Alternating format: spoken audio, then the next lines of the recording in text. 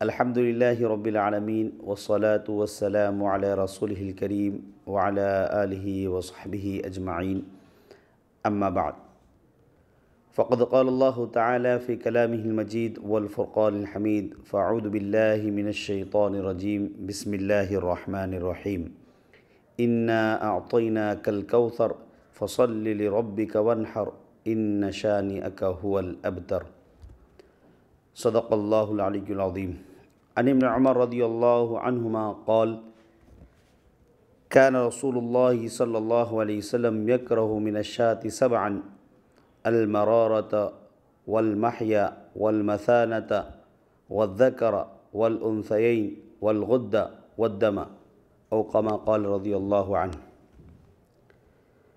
قابل صد احترام معزز ناظرین و سامعین،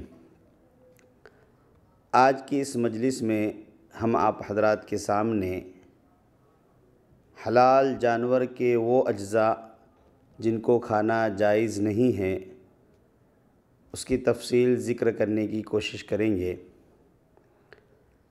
بہرحال حلال جانور جب شرعی طریقے سے ذبح کر لیا جائے تو اس کا پورا گوشت اور تمام اجزاء حلال ہو جاتے ہیں، البتہ 7 اجزاء ایسے ہیں جن کو جانور شرعی طریقے سے ذبح کرنے کے بعد بھی کھانا جائز نہیں ہے، جیسا کہ امام طبرانی نے حضرت عبداللہ ابن عمر رضی اللہ عنہ کی روایت سے بیان کیا ہے کہ اللہ کے نبی صلی اللہ علیہ وسلم کو بکری کے 7 اجزاء پسند نہیں تھے۔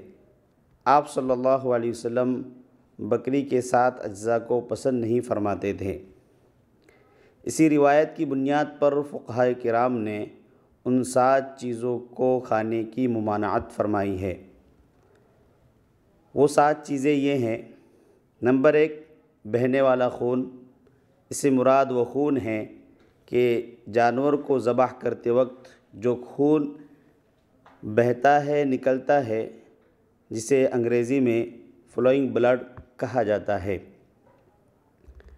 اسی طریقے سے نر جانور کی پیشاب گاہ یعنی ذکر، جسے انگریزی میں پینس کہا جاتا ہے۔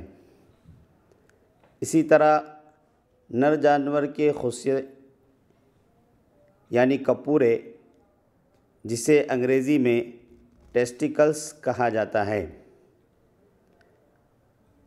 اسی طرح مادہ جانور کی پیشاب گاہ یعنی فرج، جسے انگریزی میں والوا کہا جاتا ہے۔ ایسے ہی نر اور مادہ جانور کا مثانہ یعنی پیشاب کی تھیلی جس میں پیشاب جمع ہوتا ہے، جسے انگریزی میں یورینری بلیڈر کہا جاتا ہے۔ ایسے ہی پتا، جگر کے نیچے ایک چھوٹی سی تھیلی ہوتی ہے جس میں پت جمع ہوتا ہے، جسے انگریزی میں گال بلیڈر کہا جاتا ہے۔ ایک 7ویں چیز ہے غدود۔ یہ جسم کے مختلف حصوں پر پائے جانے والی ایک غلٹی ہے جسے انگریزی میں گلینڈر کہا جاتا ہے۔ در حقیقت یہ ایک سخت قسم کا گوشت ہوتا ہے جو کسی بیماری کی وجہ سے کھال اور نرم گوشت کے درمیان ابھر کر آ جاتا ہے۔ یہ سخت قسم کا گوشت غدود کہا جاتا ہے اور اس کا کھانا جائز نہیں ہے۔ لہذا اس سے سمجھ میں آیا کہ یہ ہر جانور کے اندر نہیں ہوتا ہے، بلکہ جس جانور کو بیماری لاحق ہو اسی میں یہ پایا جاتا ہے۔ یہ 7 چیزیں حلال جانور کی وہ ہیں جنہیں کھانا جائز نہیں ہے۔ یہاں پر 1-2 مسئلے ذہن میں رکھیں۔ ایک مسئلہ تو یہ ہے کہ آج کل عام طور پر کپورے یعنی جانور کے خصیے کھانے کا رواج ہو گیا ہے اور لوگ اسے جائز سمجھتے ہیں، حالانکہ یہ بڑی غلطی ہے۔